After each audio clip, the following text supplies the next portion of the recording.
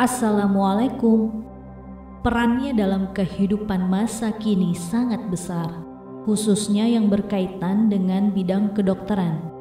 Beliau adalah orang pertama yang secara akurat mendeskripsikan sistem peredaran darah dalam tubuh manusia dan mengemukakan teori pembuluh darah kapiler.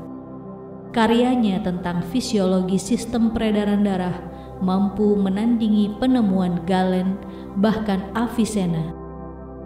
Siapakah ia?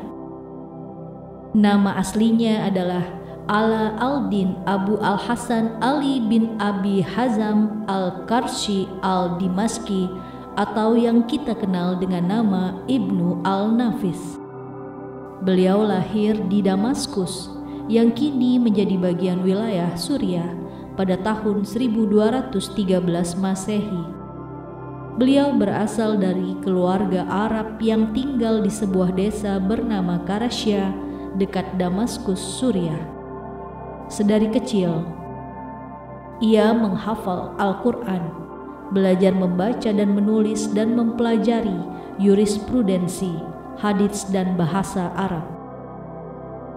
Selama hidupnya, ia mempelajari berbagai bidang keilmuan, mulai dari kedokteran, bedah, fisiologi, anatomi, biologi, filsafat, sastra, fikih, dan teologi.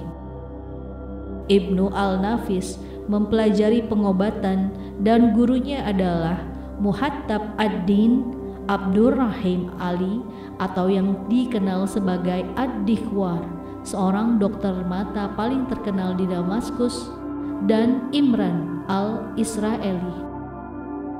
Kemudian saat menginjak 16 tahun, beliau mulai belajar tentang kedokteran di rumah sakit atau Bimaristan Al-Nuri Damaskus selama sekitar 10 tahun. Pada tahun 1236 Masehi, ketika usianya 23 tahun, Ibnu al-Nafis bersama beberapa rekannya dipindah ke Mesir atas permintaan Sultan Al-Kamil dari dinasti Ayyubiyah. Pertama kali bekerja sebagai dokter di rumah sakit Al-Nasri, dan kemudian karena sifatnya yang rajin dan unggul, ia diangkat sebagai dokter kepala di rumah sakit Al-Mansuri yang dibangun oleh Sultan Al-Mansur bin Qalawun pada tahun 680. Di rumah sakit tersebut, ia juga mengajar dan belajar ilmu kedokteran selama beberapa tahun. Ketika usianya menginjak 29 tahun, beliau mempublikasikan karyanya yang paling penting, yaitu The Commentary on Anatomy di Canon Avicenna, yang mencakup pandangannya pada sirkulasi paru dan jantung. Sebagian besar hidup Ibnu al-Nafis dihabiskan di Mesir sebagai seorang dokter yang profesional. Beliau membangun sebuah rumah yang luas dan mengalokasikan sebagiannya untuk menjadi perpustakaan yang penuh dengan buku referensi di semua bidang pengetahuan.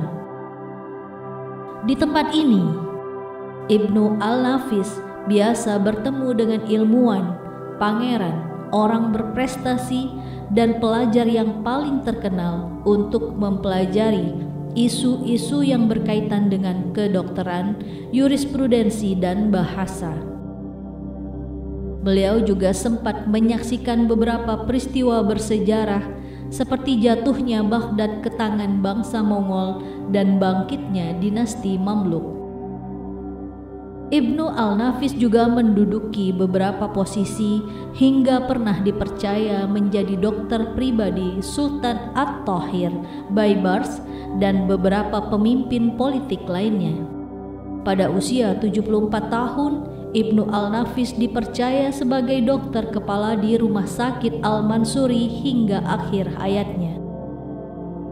Sebagai salah satu ahli anatomi paling awal, Ibnu al-Nafis melakukan beberapa praktik pembedahan manusia yang kemudian menghasilkan berbagai penemuan penting di bidang fisiologi dan anatomi. Beliaulah orang pertama yang menggambarkan sirkulasi pulmonal atau sirkulasi paru, yaitu sirkulasi darah dari jantung menuju paru-paru dan sebaliknya.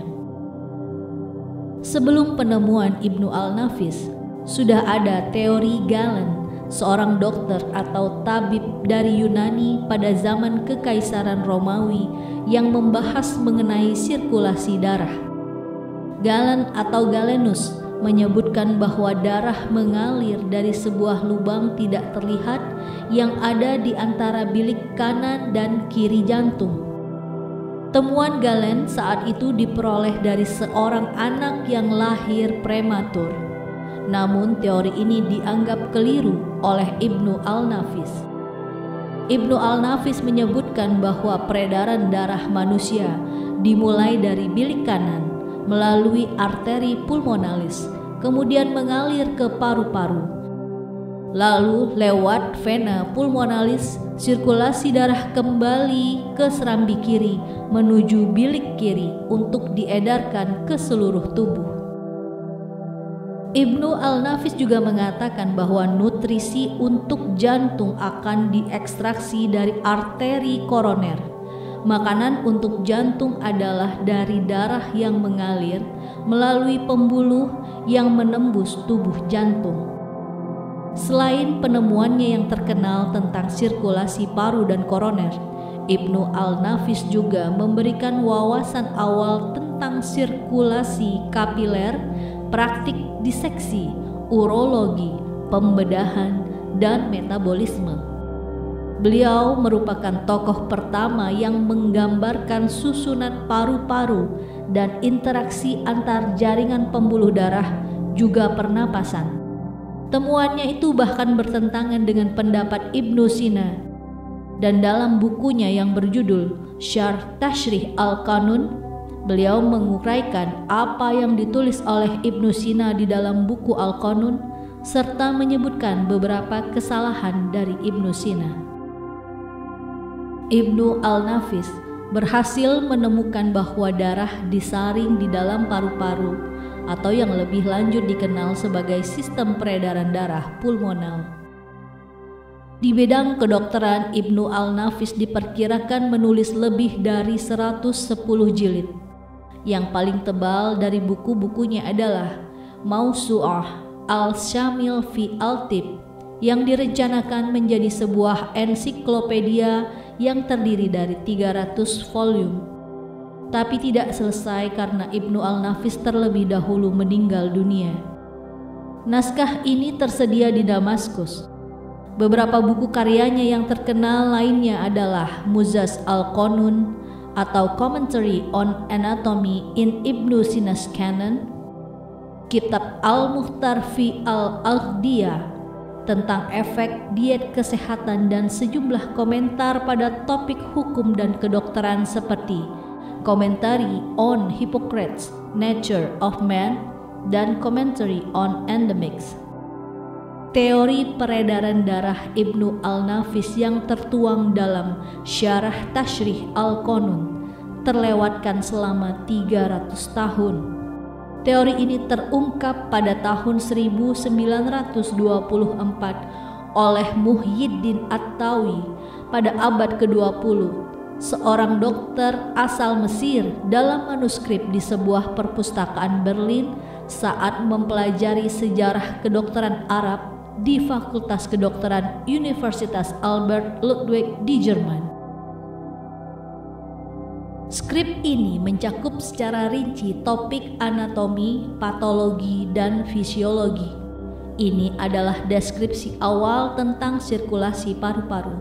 Selanjutnya, dokter Mesir ini mempelajari manuskrip karya Ibnu al-Nafis dan membandingkannya dengan riset-riset kedokteran modern.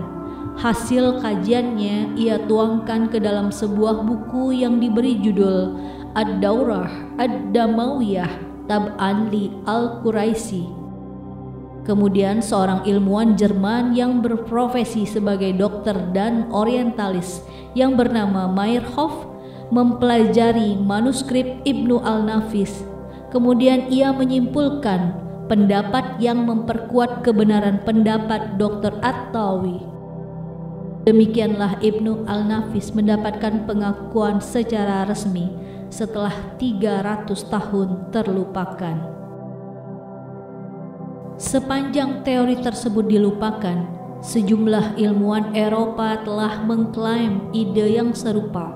Salah satu ilmuwan tersebut adalah Michael Servetus atau Serveto pada abad ke-16 dan Sir William Harvey dari Kent, Inggris pada usianya yang ke-75 tahun. Karena sakit parah, Ibnu Al-Nafis hanya bisa berbaring di tempat tidur. Sebagai upaya pengobatan, beberapa dokter menyarankan untuk minum anggur. Namun ia berkata, "Aku tidak akan bertemu Allah dengan setetes anggur di perutku." Lalu kemudian Ibnu Al-Nafis pun menghembuskan nafas terakhir di Kairo pada tanggal 17 Desember tahun 1288. Ketika meninggal, ia berwasiat bahwa seluruh harta bendanya berupa rumah, perpustakaan, dan klinik miliknya harus disumbangkan ke Rumah Sakit Mansuria. Beliau adalah ilmuwan yang sangat terpelajar dan multi talenta dan pelopor dalam bidang kedokteran. Melalui penelitian dan penemuannya, beliau berhasil melampaui ilmuwan kontemporer. Beliau sendiri berhasil menulis ensiklopedi medis terbesar dalam sejarah. Berkat penemuan besarnya itu, Ibnu Al-Nafis dijuluki sebagai Bapak Fisiologi Peredaran Darah atau sirkulasi. Sekian ceritaku. Wassalamualaikum warahmatullahi wabarakatuh.